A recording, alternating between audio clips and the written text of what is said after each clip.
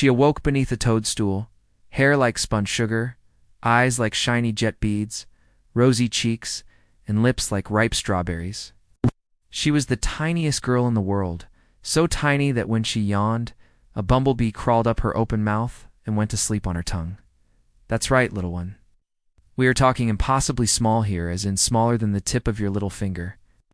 But don't let her size fool you. This is a story about more than first appears, because the things that make Thumbelina different from every other girl in the world will be what helps her rise above everything else and save herself. It's a coming-of-age adventure about learning to love yourself, facing your fears, and finding your true calling. In a world where no girl wanted to be too small or too different, Thumbelina felt alone. That's why she escaped into the forest and built a tiny home out of leaves and twigs. And when the days grew cold, she curled up inside and dreamed of faraway lands. One day, a traveling circus appeared in the clearing.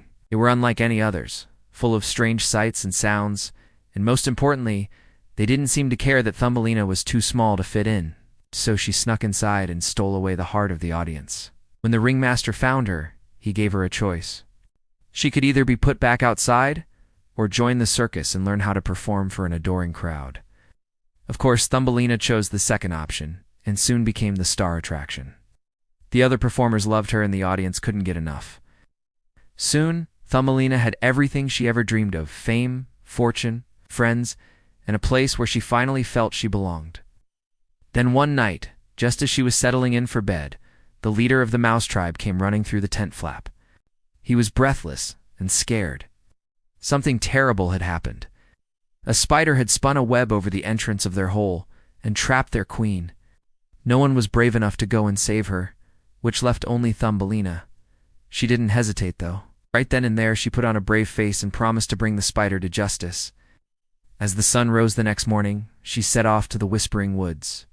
She knew that's where the spider had gone, but it was also dangerous territory. If she was spotted by the giant beetles or grasshoppers who lived there, she would be crushed to death before she even got close. But she didn't care. Nothing was going to stop her from saving the mice. And after what felt like forever, she finally reached the tree where the spider had disappeared. But just then, a ladybug landed on her shoulder. And when she looked up, she saw the kindest face she had ever seen. "Oh, so you're the little girl everyone's been talking about, the smallest girl in the world." "Yes, that's me. I'm here to save the Mouse Queen from the spider." "You can't do that." "Why not?" "Because you're too small. Anyone would crush you before you even got close. But I won't be afraid. I have to try." "Listen to me, child, you must turn back. This isn't a place for someone as small as you. But Ladybird, I can't turn back now. I have to help the mice." Very well, but I warn you, this spider is strong. It'll take more than courage to defeat it. If you insist, we better hurry. The spider will be returning soon." And without another word, the ladybug spread her wings and flew deeper into the tree. Thumbelina held on tight and hoped that this would all work out. Then suddenly the tree began to shake. The spider had returned. Quickly, Thumbelina and the ladybug hid under a leaf while it passed overhead. "Now it's our chance," Thumbelina said. The ladybug nodded, and together they crept closer to the spider's lair. Just when they thought they were close enough, the ladybug stopped. "We have to wait." "What? Why?" "Because I can sense danger up ahead. There's something else there, something powerful and evil." "What is it?" "Only one way to find out." Taking a deep breath, Thumbelina prepared to face whatever lay ahead. When they finally reached the spider's den, what they saw made them gasp in surprise. In the center of the room sat a huge crystal ball. It was glowing brightly and swirling with magic. At first, Thumbelina thought it was beautiful, but then she remembered what she was here for and took action. She dashed forward and tried to smash it, but it was no use. The crystal ball was too tough. Just then, the spider appeared and lunged at Thumbelina. She dodged out of the way and called out to the ladybug. "Help me, the spider's too strong." "No, but I can't get close enough to help." That's when Thumbelina realized that if she couldn't beat the spider, she would have to outsmart it. She took a deep breath and pretended to be scared.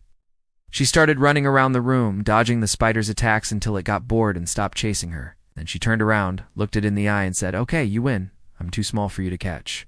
So you admit it. No one can save the mice. Actually, it's not that I'm too small, it's that I'm quick.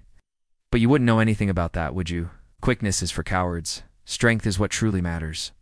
The spider was furious. It lunged at Thumbelina again, but this time she was ready for it. She moved out of the way and smashed the crystal ball. The spider screamed in pain as its magic source shattered into pieces. Then it collapsed and turned to dust. Finally, the mouse could be free. Thumbelina raced back to the circus. She burst through the tent flap and shouted, "The spider's dead. The mouse queen is safe." Everyone cheered and the mice crowned her as their hero. From that day forward, everyone treated Thumbelina differently. She wasn't just the smallest girl in the world anymore. She was Thumbelina, the brave. But as time passed, Thumbelina began to feel restless. She missed the peace and quiet of the forest. Deep down, she knew that her true home wasn't with the circus. One night, she told the other performers that she was leaving.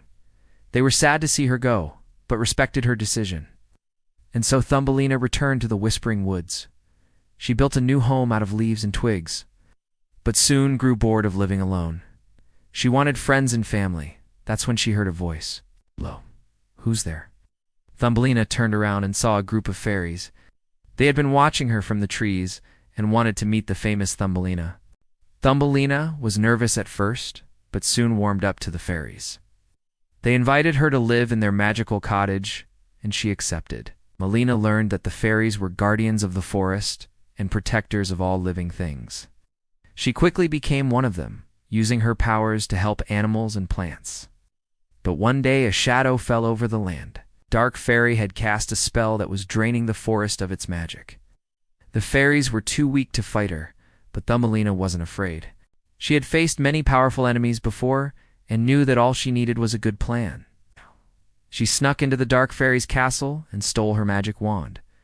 Then she took it to the highest mountain in the land and threw it into the clouds. The wand exploded, releasing a surge of energy that healed the forest and banished the Dark Fairy forever. From that day on, Thumbelina was known as the savior of the Whispering Woods. She had proven that it wasn't her size that mattered, but her heart. She was no longer just the smallest girl in the world. She was Thumbelina, the mighty.